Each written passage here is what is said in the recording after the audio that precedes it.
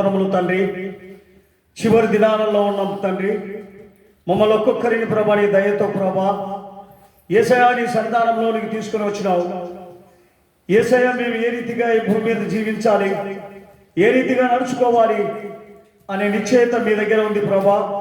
అది గుర్తెరిగి ప్రభా మా జీవితాలలో మేము సరి చేసుకొని జీవించడమే నీ చిత్తమని ప్రభా మీరు సెలవిస్తున్నారు.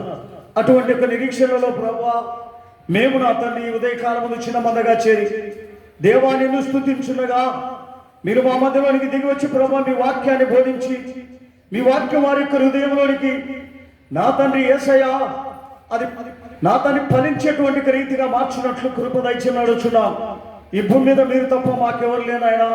అటువంటి ఒక నిరీక్షణతో మేము జీవించడానికి సరిపడే శక్తి బలమును ప్రభా మీరే మాకు ఒక్కొక్కరికి దయచేయమని యేసయ్య పరిశుద్ధ నామమున అతి వినయంతో బతిమాలి వేడుకుంటున్నాము తండ్రి. ఆమేన్. హల్లెలూయా. దేవుడు ఈ రోజున మనతో మాట్లాడినట్లుగా మన యాకోబు 3వ అధ్యాయము 13వ వచనంలోనికి మనం వెళ్ళి దేవుని యొక్క వాక్యమును గురించి తెలుసుకుందాం. యాకోబు 3వ అధ్యాయము 13వ వచనం. 3వ అధ్యాయం 13వ వచనం. మీలో జ్ఞానములు వివేకము కలిగిన వారెవరు? వారు జ్ఞానముతో కూడిన సాత్వికము కలిగిన వాడై యోగ్య ప్రవర్తన వలన తన క్రియలను కనపరచవలెను. దేవునికి స్తోత్రం. గమనించండి ప్రియమైన వాళ్ళారా, విశ్వాస జీవితం అంటే ఏదో దేవుని సన్నిధానంలోనికి వచ్చి వెళ్ళేది కాదు. ఆ క్రియలు కనపరచాలని దేవుడు కోరుకుంటున్నాడు. అందును బట్టి ఆయన అంటున్నాడు, విశ్వాస జీవితం అనేది తాత్కాలికమైనది కాదు, కానీ దాని క్రియలతో అది ముడిపడి ఉంది అని ప్రభు సెలవిస్తున్నాడు. ఏంటి ఆ క్రియలు? గమనించండి ప్రియమైన వాళ్ళారా, మరి మనం దేవుని నమ్మినామని చెప్పినప్పుడు దేవుని యొక్క స్వభావంలో మనము మంచివారముగాను మనలో మంచిని చూపించేదే, మనలో అన్ని విధాలుగా సకల జనులు చూసినప్పుడు మనలో ఏ దోషము లేని వారం గాను ఏ కపటము లేని వారం గాను దేవుని యొక్క చిత్తములో మనం ఎదిగేటువంటి ఒక పిల్లలుగా ఈ భూమి మీద కనబడాలని దేవుడు నిన్ను నన్ను కోరుకుంటున్నాడు. గమనించండి ప్రియమైన వాళ్ళారా, అటువంటి యొక్క నిరీక్షణతో ఈ భూమి మీద మనం ఒక మంచి వారముగా ఈ భూమి మీద కనబడాలని దేవుడు నిన్ను నన్ను పిలిచినాడు. అయితే మనం ఈ భూమి మీద దుర్మార్గులుగా కనిపించినట్లయితే మనము దేవుని యొక్క సన్నిధానంలో ఉండి ఏం ప్రయోజనం? అనేకమైనటువంటి దుష్టత్వములో అనేకమైన పాపములో కనపడినట్లయితే మనము దేవునిలో ఉండి ఏం ప్రయోజనం? ఉండి అది మనకి ఏదైనా సహాయం చేస్తుందా అంటే ఆ భక్తి ఏ సహాయం చేయదండి. అందుకనే ఆయన అంటున్నాడు, 1వ దశలోనికి రాసిన పత్రిక 5వ అధ్యాయం 22వ వచనంలో ఒక మాట అంటాడు ఆయన. ఏమి ఈ మాట చెప్తున్నానంటే మనం చదువుదాం. 1వ దశలోనికి రాసిన పత్రిక 5వ అధ్యాయం 22వ వచనం. 5:22 ప్రతి విధమైన కీడులకు దూరముగా ఉండండి. ఏమంటున్నాడు? ప్రతి విధమైన కీడులకు దూరంగా మీరు ఉండడమే మంచితనము అంటాడు. హల్లెలూయా. మరి అవన్నీ ఏం అవసరం లేదండి. మేదో భక్తి చూపించుకుంటాం, భక్తిలో నడుస్తాం, ప్రార్థనకు వస్తాం, ఏం ప్రయోజనం అండి? ప్రార్థనలో వచ్చిన తర్వాత దాని ఆశీర్వాదములు పొందాలి, దాని ఐశ్వర్యాన్ని మనం పొందాలి. అలాగ పొందకుండా వచ్చి మేము అలాగనే ఉంటామయ్యా, మా జీవితం ఎక్కడా మారదు, మా స్వభావం ఎక్కడా మారదు, అది అలాగనే ఉంటుంది అని చెప్పి మనం అనుకున్నట్లయితే ఏం ప్రయోజనం? గమనించండి ప్రియమైన వాళ్ళారా, ఈ చివరి దినాల్లో మరి మన స్థితిగతులన్నిటినీ ఆయన వైపుకు ఉన్నాయా లేదా అని మనము తెలుసుకున్నట్లు కృప దయచేయమని అడగాలి. అందునిమిత్తమే చెల్లి అమ్మా, చెల్లు హల్లెలూయా. గమనించండి, ఈ చివరి దినాలలో మనం ఉన్నాం. అందుకని మంచిని మనలో పెంచి చెడును మనము విసర్జించాలా, చెడుకు దూరంగా ఉండాలని ప్రభు మనతో హెచ్చరిస్తున్నాడండి. అటువంటి నిరీక్షణలో ఈ భూమి మీద మనము ఎదగాలని దేవుడు కోరుకుంటున్నాడే కానీ అది విడిచి మనం ఈ భూమి మీద మనం ఏదో ఒక భక్తిపరంగా మనము కనబడితే ఏ దానికి ప్రయోజనం ఉండవండి మనం. అందుకనే ప్రభు అంటున్నాడు, నీ యొక్క జీవితం అనేది అది మంచిదిగా కనబడాలి కానీ కీడుగా కనబడకూడదు అని ప్రభు మనతో హెచ్చరిస్తున్నాడు. ఈ హెచ్చరిక మన హృదయాలలో మేము ఈ భూమి మీద జీవిస్తున్నటువంటి యొక్క జీవితం మంచిదాన్ని పెంచడానికే అనేది మన హృదయంలో నాటబడాలండి. మనం ఏదో మనం తింటున్నాం, మనం తాగుతున్నాం, మన కుటుంబానికి మనం మంచిగా ఉందాం, మన కుటుంబాన్ని పెంచుకుందాం, మన కుటుంబాన్ని అధికం చేసుకుందాం అనేది అది దేవుడి యొక్క చిత్తం కాదండి. నీదే కాదు, నీ కుటుంబమే కాదు, అనేక మందికి మంచిగా నువ్వు కనబడాలని, అనేక మందికి ఉపయోగకరంగా మనం కనబడాలని దేవుడు మనల్ని కోరుకుంటున్నాడు. అదే మంచి దానిని మీరు పెంచండి అని ప్రభు సెలవిస్తున్నాడు. అదే కీర్తన 14వ అధ్యాయము మొదటి వచనం చదువుదాం. 14వ అధ్యాయం మొదటి వచనం చదువుదాం. కీర్తన 14 మొదటి వచనం.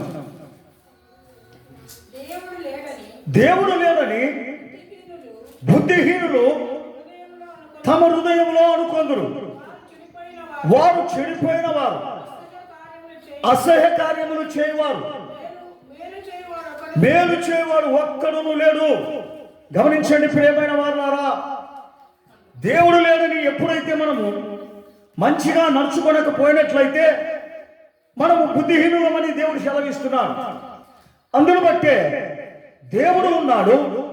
దేవుడికి మంచిగా నువ్వు కనబడాలని, దేవుడికి మంచి యొక్క ప్రవర్తన కలిగి నువ్వు దేవుడికి కనబడాలని దేవుడు కోరుకుంటున్నాడే కానీ నేను ఉన్న స్థితిలోనే ఉంటాను, నేను అలాగనే ఉంటానని మనం చెప్తే ఏమైనా ప్రయోజనం ఉంటుందా?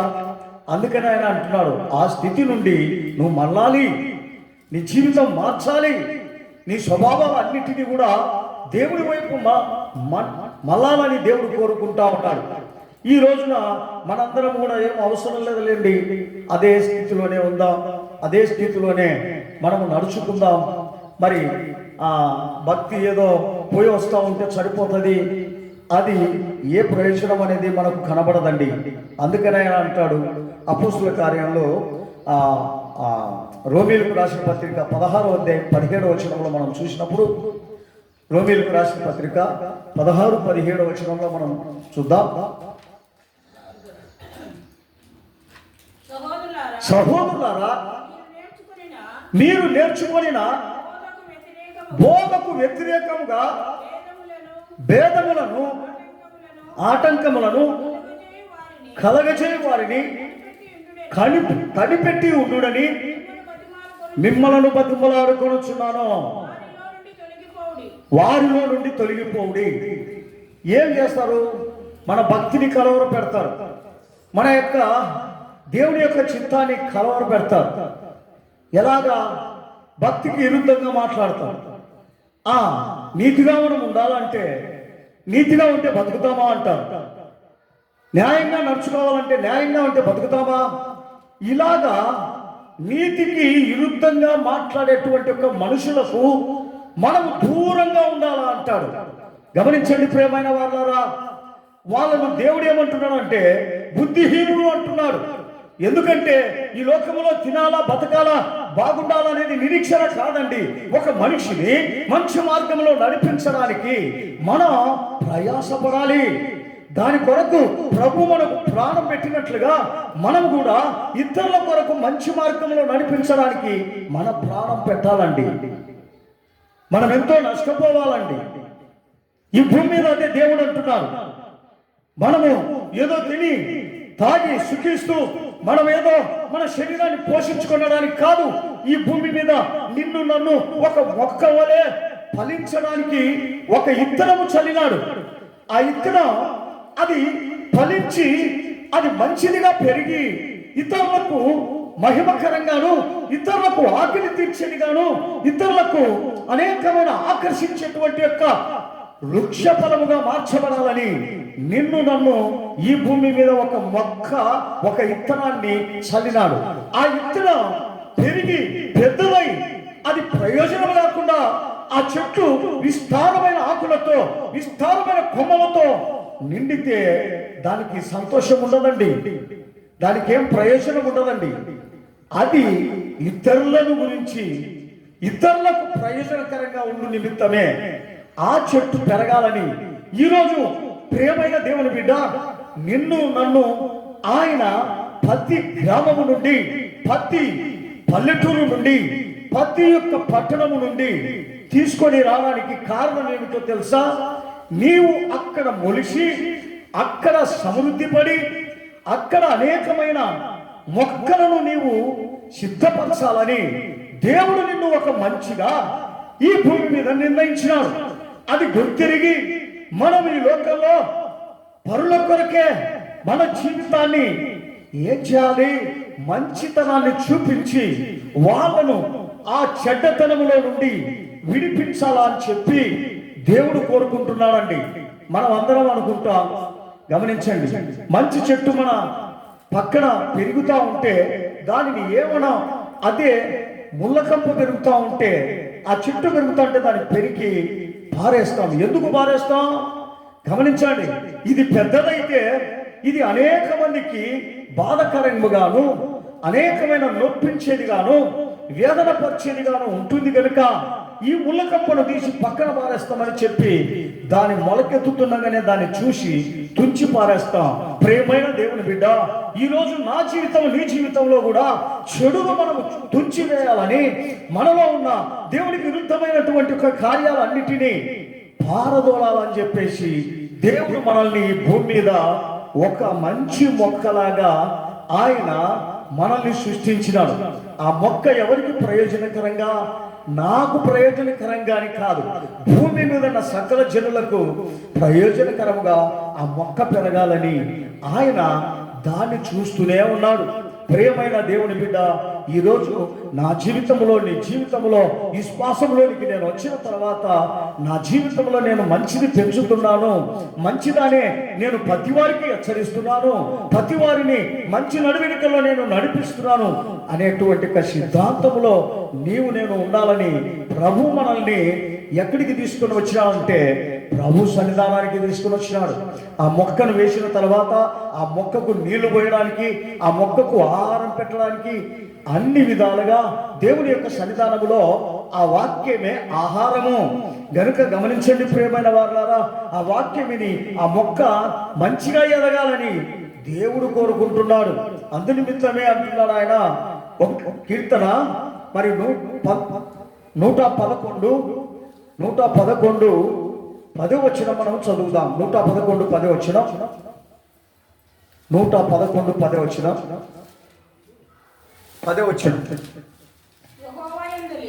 యెహోవా యందలి భయము జ్ఞానమునకు మూలం, ఆయన శాసనమును అనుసరించువాడు అందరూ మంచి వివేకము కలిగిన వారు.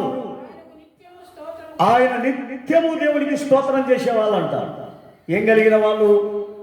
గమనించండి, ఆయనకు భయపడే వాళ్ళు, వాళ్ళు నిత్యము ఎవరికి ప్రయోజనకరంగా ఉంటారంట?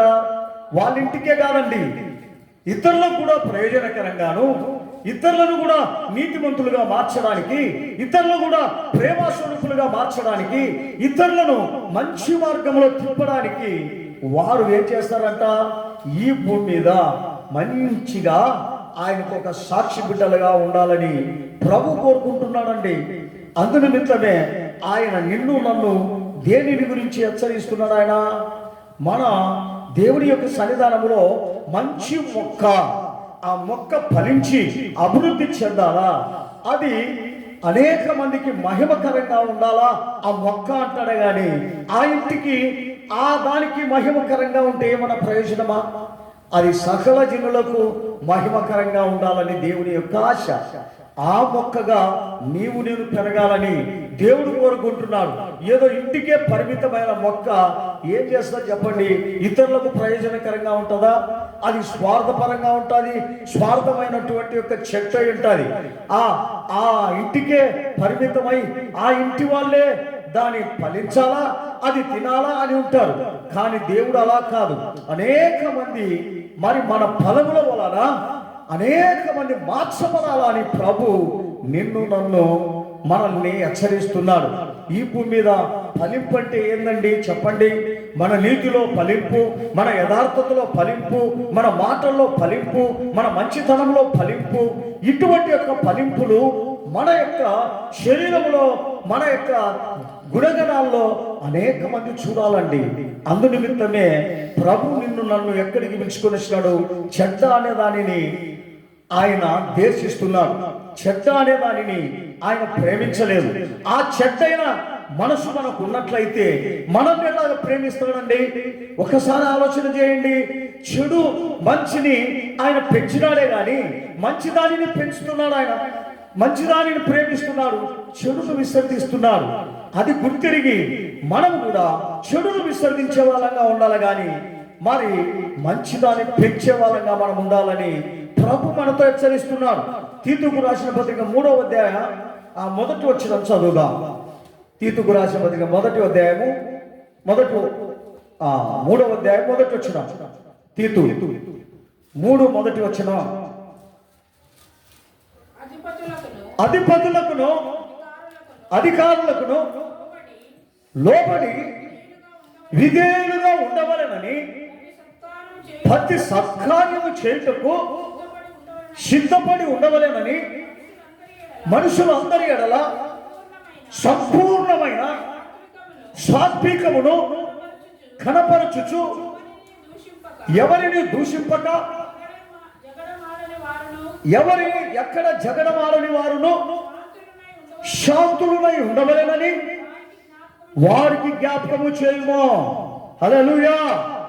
ఏమంటున్నాడండి ఆయన? నీ ఇష్టప్రకారం జీవించు, నీ ఇష్టప్రకారం తిను, తాగు, ఏదో ఒక పేరు కట్ల దేవుని సన్నిధానానికి వచ్చి పోతా ఉండు అని చెప్తున్నాడా? మనలో మంచి దానిని చూడాలని కోరుకుంటున్నాడు. మంచి నడవడికను చూడాలని దేవుడు కోరుకుంటున్నాడు. మంచి స్వభావాన్ని చూడాలని దేవుడు కోరుకుంటున్నాడే కానీ ఉన్న స్వభావమే ఏమి పనికి మాలిన స్వభావం అని అది ఏం చేస్తా చెప్పండి? ఇతరులను చూసి ప్రేమించదు, ఇతరులను చూసి సంతోషపడదు, ఇతరులను చూసి పగబడతాది, ఇతరులను చూసి అసూయపడతాది, ఇతరులను చూసి అనేకమైనటువంటి యొక్క మరి బాధలతో నింపుతుంది. అటువంటి యొక్క మనుషులైనను, అటువంటి యొక్క ప్రార్థన పరులైనను దేవునికి ఎప్పుడు ఇష్టం ఉండదండి. గమనించండి. మంచి దానిని పెంచేటువంటి యొక్క బిడ్డలంటే దేవునికి ఎంతో ఇష్టం. ఎంతో ఆయనకు ఆ మనుషుల కొరకు ఆయన ఎదురు చూస్తూ ఉంటాడు. ఆ మనుషులు వారి దగ్గర ఎప్పుడు మంచిగా కనపడుతుంది కనుక, మరి ఏ కీడు కనపడదు కనుక వారంటే ఆయనకు ఒక ప్రేమ. ఆ ప్రేమ కలిగినటువంటి యొక్క స్వభావములను నీవు నేను పెంచాలని చెప్తున్నాడండి. అందుకొరకే ఆయన అంటున్నాడు, మనము కూడా పనికొచ్చే ప్రేమ మరి మొక్కను తీసి చక్కగా పెంచి దాన్ని ఏం చేస్తాం? అనేక మందికి మహిమకరంగా మార్చబడాలని చెప్పేసి అనేకమైనటువంటి యొక్క మంచి మొక్కలను పెంచాలనేటువంటి ఒక ఆశతో మనము ఈ భూమి మీద జీవించాలి. మనలో మంచిని పెంచాలి, చుట్టుపక్కల ఉన్నదానిని కూడా మంచిగా దాన్ని పెంచడానికి నీవు నేను సిద్ధపడాలని ప్రభు నీకు నాకు మరి మందిరంలోనికి తీసుకొని వచ్చి మనం ఇతరులకు మార్గదర్శకులుగా ఉండాలంటాడు. ఏ మార్గదర్శి చెప్పండి? ఇదిగో నీతిని పెంచే మార్గదర్శిగా, యథార్థతను పెంచే మార్గదర్శిగా, న్యాయాన్ని పెంచే మార్గదర్శిగా, పరిశుద్ధతను పెంచే మార్గదర్శిగా, అనేక మందిని దేవుని యొక్క మార్గంలోనికి తిప్పే మార్గదర్శకులుగా మనం ఉండాలా అంటాడండి. మన మటుకు మనం ఉన్నాం. నా యొక్క భర్త ఎట్లా పోని, నా భార్య ఎట్లా పోని, నా పిల్లలు ఎట్లా పోని, నేను మాత్రమే చక్కగా ఉంటే చాలు అంటే అదే చెడు అనేటువంటి యొక్క మొక్క అండి. ఆ చెడైన మొక్కను మనలో నుండి తుడిసివేయాలి. మనకు మొలిసినట్లయితే ఆ చెడు పెద్ద వృక్షం కాకముందే చిన్నదానప్పుడే దాన్ని తుంచివేసి దాని మన శరీరంలో ఫలించకోకుండా దాన్ని చూసుకోవాలా అంటాడు. శరీరంలో ఫలిస్తే ఏమవుతుందండి? అది గమనించండి, పెద్ద వృక్షం అయిపోతుంది. దాన్ని కొట్టడానికి కూడా అవకాశమే ఉండదండి. అలాంటి యొక్క వృక్షముగా మనం మార్చకమునిపే మనము చక్కపరుచుకోవాలా అని ప్రభు మనతో హెచ్చరిస్తున్నాడు. అందుకనే సామెతలో చెప్తాడు, 3:7 చెప్తాడు. ఆయన 3:7 చెప్తాడు. ఏం చెప్తాడో తెలుసా? చదువు సామెత 3:7.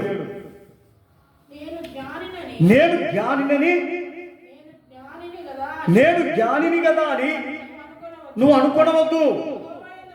యెహోవాయందు భయభక్తులు కలిగి చెడుతనమును విడిచిపెట్టడమే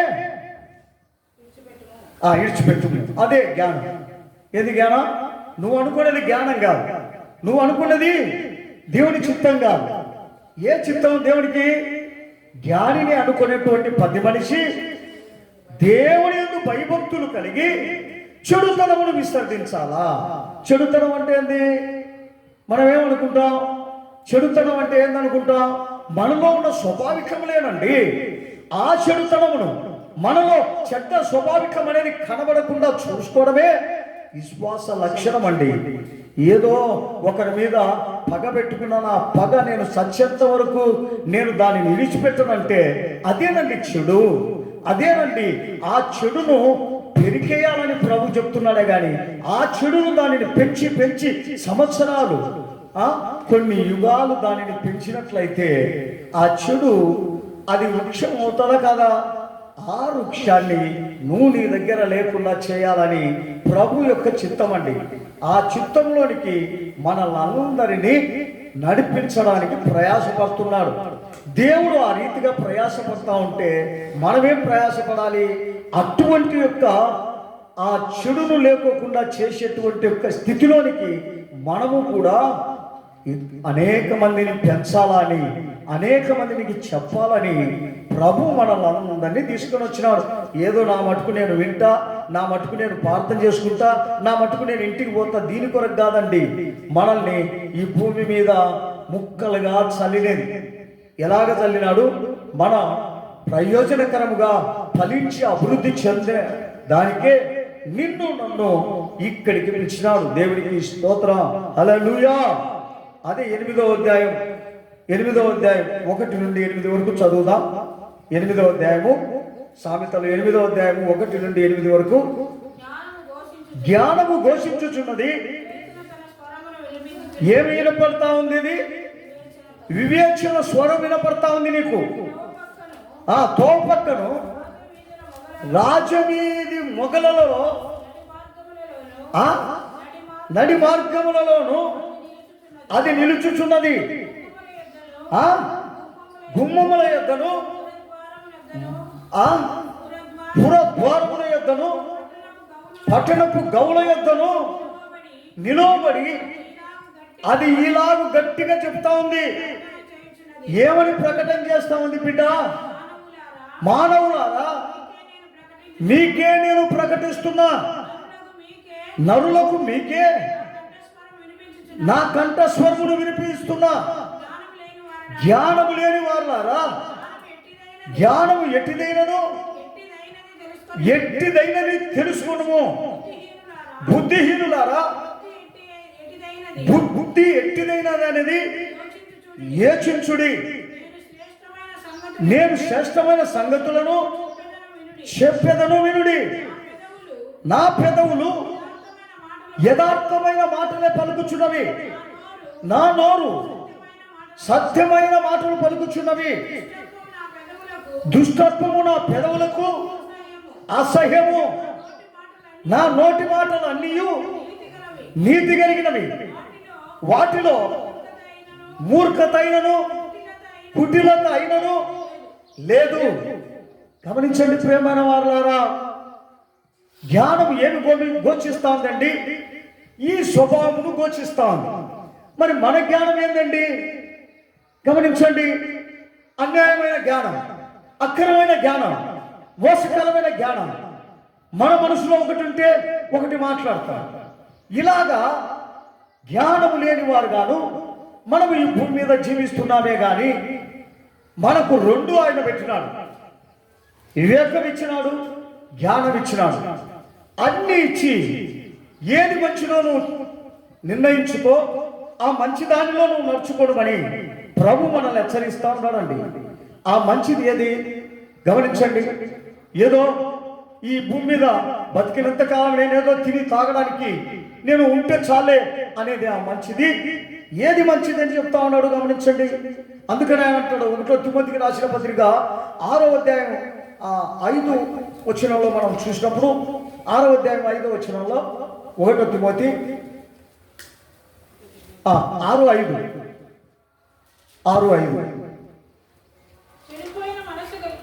చెడిపోయిన మనసు కలిగి సత్యహీనులై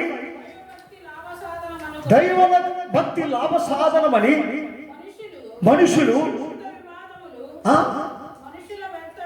మనుషుల ఎంత వివాదములు కలుగుచున్నది.